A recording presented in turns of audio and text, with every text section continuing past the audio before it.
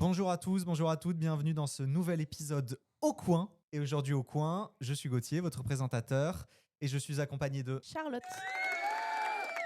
et de. Jules. Et aujourd'hui, nous allons discuter du rôle de l'école dans l'insertion professionnelle des élèves. Au Coin. Aujourd'hui, au tableau.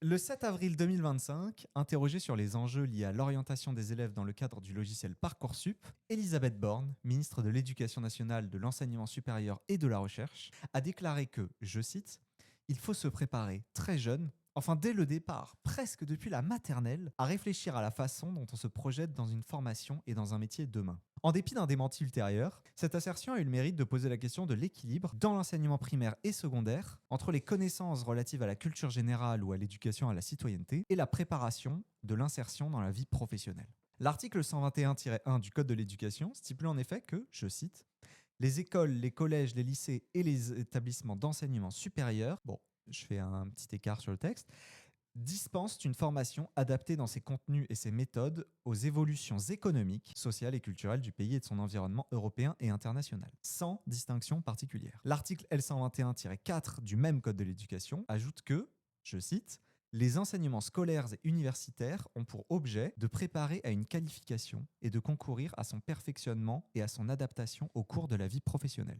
Sur le plan juridique, faute de distinction, la prise de parole d'Elisabeth Borne ne correspond donc pas à une volonté politico-éducative, mais à une obligation déjà imposée sans distinction depuis l'école primaire jusqu'à l'enseignement supérieur. Cependant, traditionnellement, c'est bien cette dernière étape de la formation initiale qui est associée aux enjeux professionnels et à l'insertion dans la vie économique. L'école primaire et le collège, qui proposent un éventail de disciplines générales et communs à tous les élèves, insistent eux davantage sur la culture générale ou l'éducation à la citoyenneté. Le lycée fait à cet égard figure d'interstice, puisqu'il prépare l'orientation dans l'enseignement supérieur avec des enseignements de spécialisation, tout en conservant un tronc commun important au regard du volume horaire total. La place des enseignements techniques et professionnels dans l'enseignement secondaire, ainsi que la différenciation des missions attribuées au sein de l'enseignement secondaire entre collège et lycée, apparaissent donc comme des enjeux fondamentaux, en particulier dans un contexte de plan de réindustrialisation déployé par l'État français à travers des programmes comme France 2030. Et sur cette question, il est temps de passer en îlot.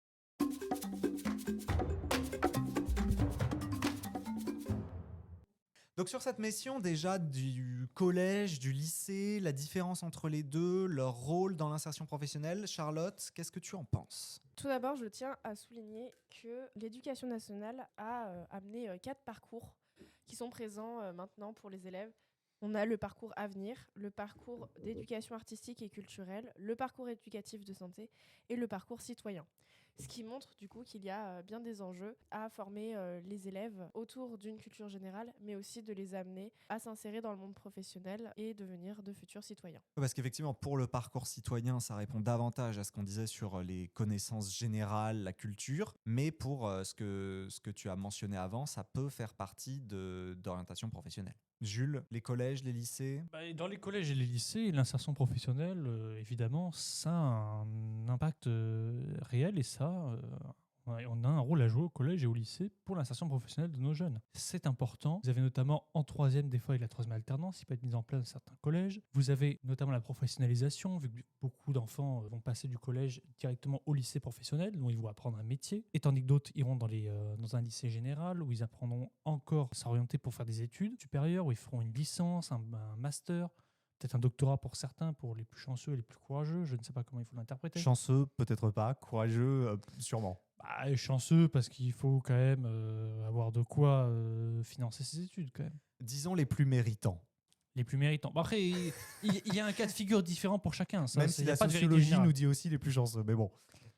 Voilà, mais je sais qu'il y a de l'accompagnement en troisième notamment qui peut être mis en place, l'accompagnement sur les formations au métier pour avoir dans beaucoup de collèges, c'était mon cas quand j'étais au collège, on avait 2 ou 3 forums dans l'année des métiers où plusieurs parents d'élèves, même d'intervenants externes au collège, venaient présenter leur métier à différents élèves qui passaient en groupe, se renseigner. Je ne sais pas, par exemple, pour la profession de pharmacien, de gendarme, de pilote de ligne, enfin, j'ai noté des métiers au hasard. Et ça a un impact réel quand même pour orienter les jeunes, leur faire comprendre qu'il y a un après l'école, qui ne sont pas à vie dans ce système éducatif, qu'il y a ensuite une professionnalisation qui arrivera par des moyens différents, que ce soit du coup par un bac pro ou à la suite d'un baccalauréat général ou technologique ou ensuite à la suite d'études supérieures. Un peu C'est vrai rigolo quand on sait que nous, on restera dans le système éducatif. Autre chose, alors, je sais qu'on n'a que 2 ans d'écart, mais il n'y a plus de personnes qui viennent te voir pour te présenter le métier. Aujourd'hui, j'avais eu ça en aussi. 3e, maintenant, il y a des stages. Il y a, je crois, c'est une semaine de stage sur une période de l'année qui est faite, donc un stage de découverte. Oui, il y a toujours eu le stage de découverte. Et maintenant, c'est aussi le cas en seconde. 2 semaines de stage dans l'année. Je sais que ma sœur avait ça au mois de mai-juin. Donc c'est pareil pour amener les élèves à s'interroger à des métiers. Il y a également des forums de métiers, de salons de métiers qui existent, mais je ne sais pas si tous les élèves sont vraiment informés dessus.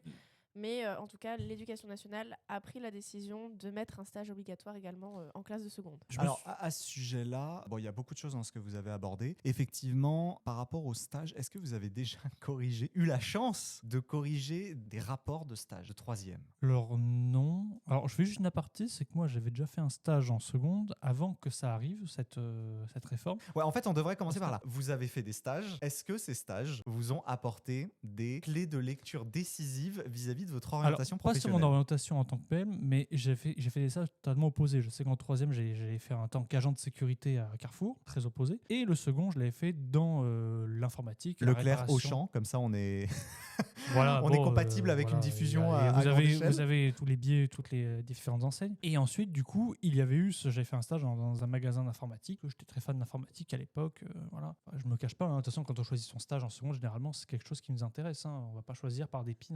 Mais non, est-ce que ce stage dans l'informatique t'a permis de déterminer si tu voulais ou non travailler dans le secteur, en fait? C'est ça la question. Bah, de toute façon, je pense que d'une certaine manière, j'étais déjà un peu dérouté sur le fait que j'y serais pas, vu que de toute façon, je savais qu'il fallait un bagage scientifique assez conséquent pour faire de l'informatique, avec ma dyscalculie et autres petites choses, notamment sur les sciences et les mathématiques. Je savais que ce ne serait pas un métier que je ferais, mais ça me semblait important à découvrir quand même. De toute façon, c'était une époque où je savais pas beaucoup de lycéens, même je pense jusqu'à la terminale, il y en a beaucoup qui savent pas ce qu'ils veulent faire. Donc, si ça peut me plaire, il faut trouver un stage de 15 jours, autant que je trouve quelque chose qui peut me plaire, que je peux découvrir, que je ne connais peut-être que de nom. Voilà, avoir une expérience terrain, c'est important. Charlotte, son stage? Alors moi, j'ai fait mon stage de 3e en école élémentaire. Je me suis rendu compte que ça me plaisait pas. Donc vraiment utile pour le coup. Oui, mais j'ai également refait un stage en 3e année de licence, aussi dans une école élémentaire, mais cette fois-ci dans le privé. Et c'est vraiment à ce moment-là que je me suis rendu compte que vraiment, en fait, l'élémentaire et la maternelle, c'était pas fait pour moi. Tout simplement parce que avoir des élèves aussi jeunes, je ne m'en sentais pas capable. Et j'ai déjà vu en donnant certains cours que c'était compliqué à gérer. Donc, je me suis dit, pourquoi pas se tourner vers le second degré. Mais ce sont des stages qui ont été formateurs et qui restent en fait dans la continuité de ce que je voulais faire, parce que pendant longtemps, je savais que je voulais être professeur, mais je ne savais pas encore si c'était dans le premier, dans le second degré. Et dans le second degré, je ne savais pas non plus vers quelle discipline j'allais me tourner. Mais donc, plutôt, bon, même si effectivement c'est plutôt une définition négative de ce que tu ne voulais pas faire, dans les deux cas, vous avez plutôt l'air de dire que ça a été utile. En contrepoint, je peux témoigner de mon expérience en stage de correction de rapports. Donc j'ai eu la chance, le privilège, la joie de corriger 4 rapports de stage rédigés par des élèves de 3e de manière générale. Alors, l'avantage, c'est qu'ils intégraient des secteurs économiques assez variés. Et les 4 que j'ai eu, alors il y avait 2 types de stages. Il y avait vraiment les stages qui répondaient, comme l'informatique pour Jules, à une passion. Et il y avait les stages pour lesquels manifestement les élèves avaient eu du mal à trouver une structure d'accueil et où là, tout à coup, c'était beaucoup moins utile, même si ça leur présentait un petit peu les grands contours de l'évolution dans un monde professionnel d'entreprise. Ceci étant dit, à l'intérieur même des rapports de stage, la réflexion des élèves souvent était assez, je vais pas dire pauvre, mais assez normée, et on sentait que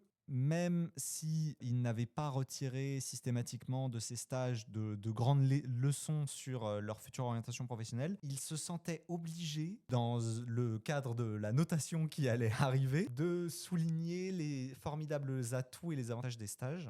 Néanmoins, je pense que pour certains d'entre eux, ça n'avait pas été particulièrement utile. Donc ça reviendrait à la question, est-il utile de l'imposer, notamment quand on sait qu'il y a de plus en plus de difficultés pour toute une classe d'âge de trouver un stage en entreprise en même temps, ou est-ce que ça devrait rester une option éventuellement pour des élèves qui trouveraient et qui pourraient être valorisés? Ça, je ne peux pas y répondre.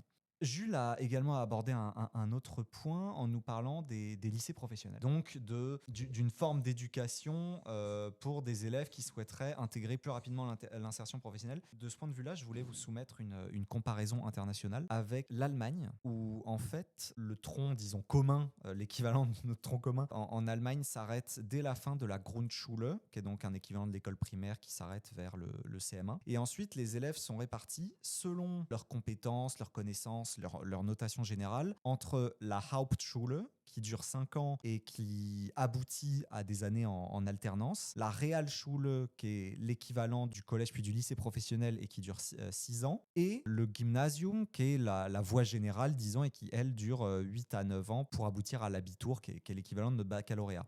Donc, contrairement à la France où il y a eu la réforme du collège unique et où finalement la professionnalisation intervient assez tard, Jules nous a parlé du lycée professionnel, on parle du stage en 3e seconde, donc c'est vers 15-16 ans. En Allemagne, dès 11 ans à peu près, selon les compétences qu'on perçoit de la part des élèves, on commence à préparer soit une orientation vers des métiers potentiellement intellectuels ou disons d'emplois de service, de bureau, ou alors au contraire vers des emplois plus manuels qui répondraient à des compétences plus pratiques. Là-dessus, Charlotte, est-ce que tu as un avis? Est-ce que tu valoriserais plutôt le système français qui, disons, attend d'avoir des certitudes quant au niveau des élèves pour les orienter et cherche à ne pas imposer cette orientation? Ou est-ce que tu te rapprocherais plutôt du système allemand? Je dirais que, en tout cas, les systèmes éducatifs dans les autres pays sont, je trouve, plus intéressants. Je crois que c'est, par exemple, au Japon, je sais qu'ils ont des cours d'éducation ménagère, par exemple. Ils ont des temps où ils apprennent à faire des repas, à coudre, ce genre de choses. Choses qu'on ne nous apprend pas, nous, en France. Qui se rapprocherait plutôt de ce qu'on avait en France, finalement, dans les années 1960, ou à ce moment-là, où il y avait effectivement des cours plus pratiques, plus manuels de, tu le disais, jardinage, cuisine, couture, tout ça, avec la nuance près que c'était des cours souvent assez genrés. Donc potentiellement, il faudrait chercher une adaptation ou un équivalent, mais dans un cadre un peu plus commun, disons. Mais au Japon, c'est pour tous les genres Oui, c'est d'élèves, ça. que ce soit des garçons, des filles. En fait, Les temps changent. le, Pour le mieux. le hic, en fait, c'est qu'en France, on n'a pas ces cours-là, ce qui est dommage parce que ça nous prépare pas à la vie d'étudiant. Moi, je l'ai vu quand je suis arrivée en première année de licence. Alors oui, je savais faire des pâtes, je savais cuisiner 2-3 trucs, mais tu me dis, bah tiens, j'ai un trou dans ma chaussette, est-ce que tu peux recoudre cette chaussette? Non, je ne sais pas faire. Et c'est dommage parce que... C'est-à-dire que ces enseignements seraient utiles à la fois pour une éventuelle professionnalisation et puis en plus même pour la vie pratique d'étudiants qui iraient dans une voie générale. Exactement. Et par rapport à ça aussi, je trouve ça dommage que les stages en France s'arrivent tardivement.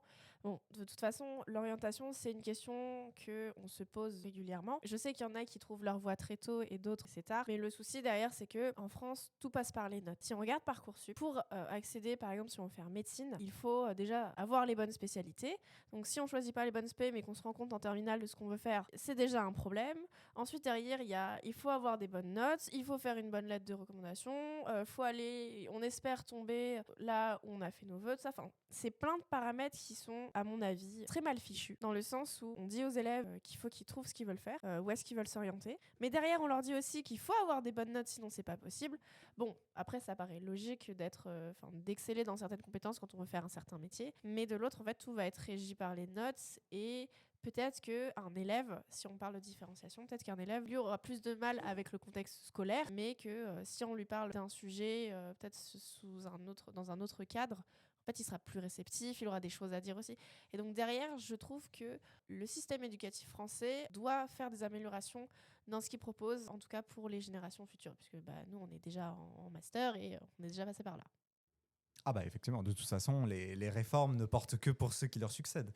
En parlant de réforme, justement, les bénéfices de la réforme du baccalauréat de 2021, faut dire à nos auditeurs qu'on représente 3 générations différentes à cette table. Jules est de la dernière génération à avoir passé l'ancien baccalauréat. Effectivement, 2019, le dernier à avoir passé l'ancien baccalauréat. Exactement. Sur table. Je représente la génération bénie de la fraude à laquelle Jean-Michel Blanquer a annoncé un jour d'avril 2020 que le contrôle continu serait retenu pour cause de Covid. Et Charlotte représente les nouvelles générations, le futur, Non, mais Euh, la première génération qui a passé le voilà. bac des Français avec la réforme. qui ont pu, dans le cadre de la voie générale, choisir des enseignements de spécialisation. Donc, je vais plutôt me tourner vers Charlotte. Aurais-tu préféré une orientation globale avec 3 bouquets au choix, ou est-ce que tu as apprécié de pouvoir choisir tes enseignements de spécialité et de choisir tes fleurs une par une dans ce bouquet? Alors, il faut savoir que déjà, même avant d'entrer au lycée, je savais que, comme à l'époque, il y avait encore les lettres, j'allais faire un bac L. Je le savais de source sûre. Et derrière, le souci des spécialités, comme c'était nouveau, tout le monde était un peu perdu. Mais moi, j'ai demandé à mes professeurs, ben voilà, plus tard, je voudrais être professeur des écoles. À l'époque, c'est ce que je voulais faire. Quelle spécialité je dois prendre? On m'avait conseillé des spécialités et moi, je me suis tournée aussi vers ce que je savais faire et ce que je connaissais. Donc les arts plastiques, HLP, donc humanité, littérature et philosophie. Et en dernier, j'avais le choix entre SES et AGGSP, donc histoire, géographie, sciences politiques et géopolitique. Bon, c'est pas dans le bon ordre, mais voilà. J'ai abandonné AGGSP parce que c'était clairement pas pour moi. Je me suis rendu compte que j'étais pas en fait en résonance avec cette spécialité, pardon. Donc j'ai abandonné celle-là. Ça m'a quand même aidé dans le sens où après j'ai pu faire la licence de mon choix encore un peu sur un, un petit malentendu. Enfin bref, ça c'est mes galères personnelles sur Parcoursup. Mais à la fois c'est une bonne chose parce que ça permet aux élèves, notamment qui abandonnent leur spé, de prendre quelque chose dans lequel ils ont du plaisir. Dans le sens où, imaginons, si on a quelqu'un qui veut aller vers quelque chose de scientifique, il peut très bien prendre, par exemple, maths, physique, chimie et langue vivante étrangère. Ça marche comme ça sur l'abandon. Après, le souci, c'est qu'il faut être bien renseigné sur les spécialités et également sur ce qu'on veut faire plus tard et quelles spécialités aboutissent à cela. Ouais, plutôt laisser les options aux élèves et éventuellement, comme tu l'as dit avec l'exemple du Japon, leur faire découvrir des métiers ou des postures pratiques, mais sans système coercitif comme je le mentionnais avec l'Allemagne par exemple. Parce que quand on a un mauvais niveau en Allemagne, le système scolaire ne laisse rapidement plus le choix et on voit, alors la Hauptschule c'est rare, mais en revanche la Realschule, ça arrive assez vite en cas de baisse des résultats. Je pense qu'on a relativement fait le tour. Ce que je vous propose, c'est de directement passer à la disputation.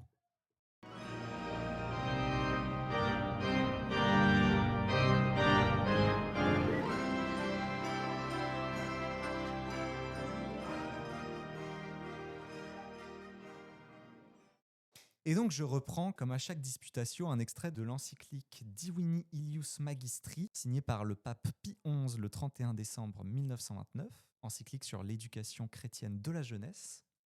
Et cette encyclique nous dit « L'État peut exiger et, dès lors, faire en sorte que tous les citoyens aient la connaissance nécessaire de leurs devoirs civiques et nationaux, puis un certain degré de culture intellectuelle, morale et physique, qui, vu les conditions de notre temps, est vraiment requis par le bien commun. » J'ai trouvé que cet extrait avait le mérite de rappeler l'exigence aussi dans le cursus scolaire de la connaissance générale et de l'éducation à la citoyenneté. Parce qu'effectivement, on a beaucoup parlé de l'insertion professionnelle, de la découverte éventuellement des passions, de leur compatibilité avec un futur métier. Mais il y a aussi la dimension de la culture générale, des connaissances fondamentales. On sait qu'en 6e, notamment depuis le ministériat de Gabriel Attal, il y a une insistance particulière sur les savoirs fondamentaux, lire, écrire, compter. Là-dessus, sur cet équilibre, sur l'ajustement éventuel du volume horaire entre ces deux dimensions, qu'est-ce que vous en pensez ?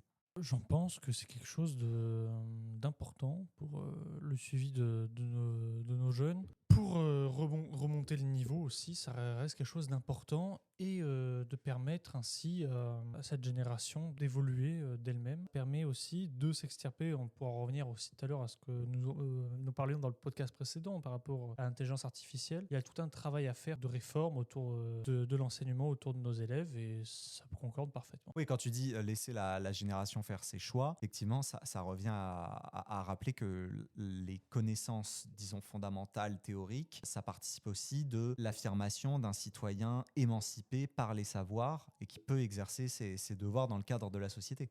Exactement. Et tu parlais élévation du niveau. C'est vrai aussi que la compétitivité du système scolaire français, qui aujourd'hui est très scruté, on le voit avec les classements PISA notamment, puis dans le cadre de l'enseignement supérieur avec des classements comme le classement de Shanghai. Ces classements-là, pour y être compétitifs, pour y être attractifs et éventuellement attirer les meilleurs élèves internationaux, il faut aussi aussi miser sur des connaissances générales parce que ils sont rarement mesurés sur les connaissances pratiques. Quand on parle de PISA, c'est mesuré sur des notions de littérature, sur des notions de mathématiques. Je crois qu'il y a aussi les sciences, la biologie qui sont testées. Donc effectivement, c'est un autre enjeu. Et finalement, c'est une question d'équilibre et ça revient à un pour ou contre. Je parlais de la situation un peu interstitielle du lycée entre connaissances générales et orientation professionnelle, sauf le lycée professionnel qui, lui, s'affirme de manière plus marquée. Et donc, j'en viens à une question pour ou contre l'introduction de connaissances plus pratiques, de découvertes professionnelles au collège, mais évidemment en lorgnant sur le volume horaire consacré aux connaissances générales. Je suis complètement pour l'apport de. Et au détriment de quoi, si vous êtes pour ? Au détriment au détriment de quoi ? Après, ça peut s'aménager de certaines façons avec la création, je ne sais pas, dans certains établissements où vous avez certains établissements qui, je sais, ne fonctionnent que le matin ou d'autres qui ont des fonctionnements particuliers. Ça peut se faire par le biais d'ateliers en plus dans l'emploi du temps, en journée, en après-midi. Oui, mais là, t'esquives la question parce que tu me dis en plus, mais du coup, c'est au détriment de rien. Sauf que les volumes horaires sont déjà importants. Forcément, si on met en place une chose comme ça, je sais très bien. Moi, je ne peux pas te dire au détriment de quoi précisément. Je sais que les matières seront le plus visées, ça va être pour la les musique, auditeurs, il me les arts voit plastiques. avec le doigt sur ce bouton-là. Je Et sais donc, il refuse de Je citer sais une que matière foncièrement, les particulière. matières qui vont être sacrifiées, généralement, c'est les matières qu'on va qualifier de moins importantes au lieu de l'éducation nationale. Ça va être la musique, les arts plastiques. Voilà, mais j'ai même peur que c'est une très bonne idée. Les arts plastiques rentrent dans le parcours le parcours culturel et artistique. Donc, merci Charlotte de rappeler les textes du ministère. Je te rappelle juste que généralement, ce que l'on jette le plus sous le train quand il faut jeter quelque chose, c'est généralement tout ce qui concerne l'artistique et le sport. Alors, mais est-ce que ça signifie pour autant qu'il faut les jeter sous le train ? Le sport, on avait demandé, et on sait très bien qu'il faudrait faire encore plus d'heures qu'il y a prévu dans l'emploi du temps. Même la recommandation serait de faire du sport tous les jours. D'autant plus face à des élèves de plus en plus sédentaires et collés à leurs écrans. Justement, ça ne marche pas de faire du sport tous les jours. Je rebondis là-dessus puisque c'est un sujet que je travaille avec les quatrièmes. Le désaccord de Charlotte est désormais une tradition dans cette émission. Attention. Sur le fait de faire de l'exercice physique. Alors, il ne faut pas en faire tous les jours puisque c'est pas bon. Il faut aussi savoir se reposer.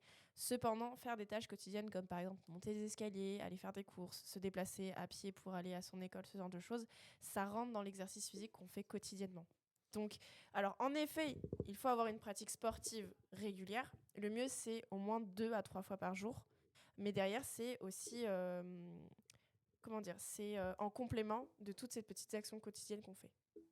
Mais je sais que l'activité sportive, c'est quelque chose d'important, c'est quelque chose qu'il faut travailler. L'insertion professionnelle également, c'est deux choses qui sont très importantes. Ce qu'il ne faut pas, c'est surtout la chose pour moi à ne pas sacrifier, c'est l'activité physique et sportive. Et donc, voilà, alors Jules a pris position. Charlotte, après tes rappels réglementaires austères, je t'invite à prendre position pour ou contre davantage de savoir pratique et d'insertion professionnelle dès le collège. Alors, pour. Et pour au détriment de quoi donc ? Alors, différentes choses. Moi, j'ai à nouveau le doigt sur le bouton pour les auditeurs. Allez, je te vois. Moi, j'étais dans un collège où la pause méridienne durait 2 heures. J'ai vu en stage que le collège où j'étais donnait généralement une demi-heure, 1 heure de pause parce qu'il y avait plein d'activités. Donc pourquoi pas par exemple mettre des activités selon l'envie et la motivation des élèves entre midi et 2. Donc à titre optionnel. À titre optionnel. Ou même garder par exemple les horaires de 16-17 heures pour faire ces cours-là. En fait, que ça n'empiète pas trop sur les autres disciplines. Cependant, je trouve que dans les programmes, il y a beaucoup de choses à voir. Il y a trop de choses et généralement, l'objectif principal des enseignants, c'est de finir le programme avant la fin de l'année, ce qui n'arrive jamais. En histoire-géographie, j'abonde totalement dans ce sens. Donc, on peut que te comprendre. Déjà ça, donc peut-être potentiellement penser à une réduction des programmes scolaires dans le sens où c'est très dense.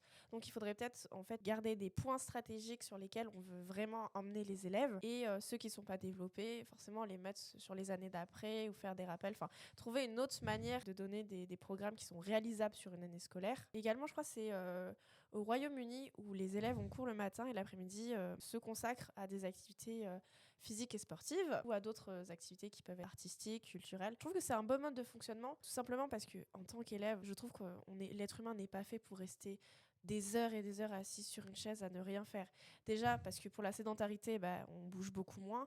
Et derrière, on ne peut pas être attentif 3 heures, voire plus. C'est pas possible. Donc, Le temps d'attention varie selon les élèves.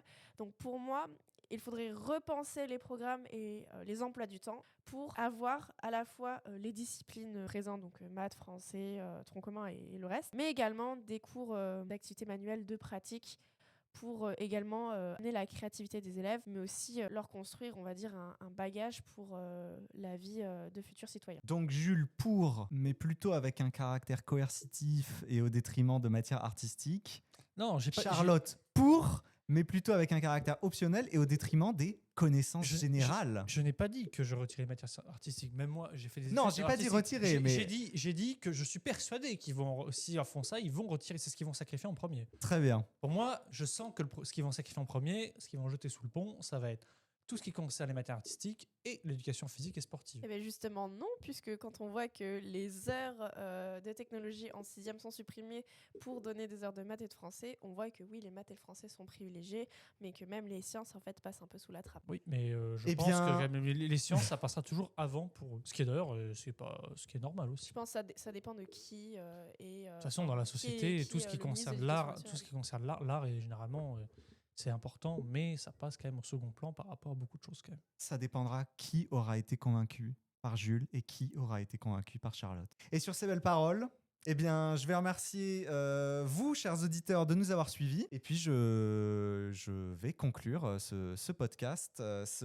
cet épisode de Au Coin consacré au savoir pratique, à l'insertion professionnelle dans l'enseignement secondaire.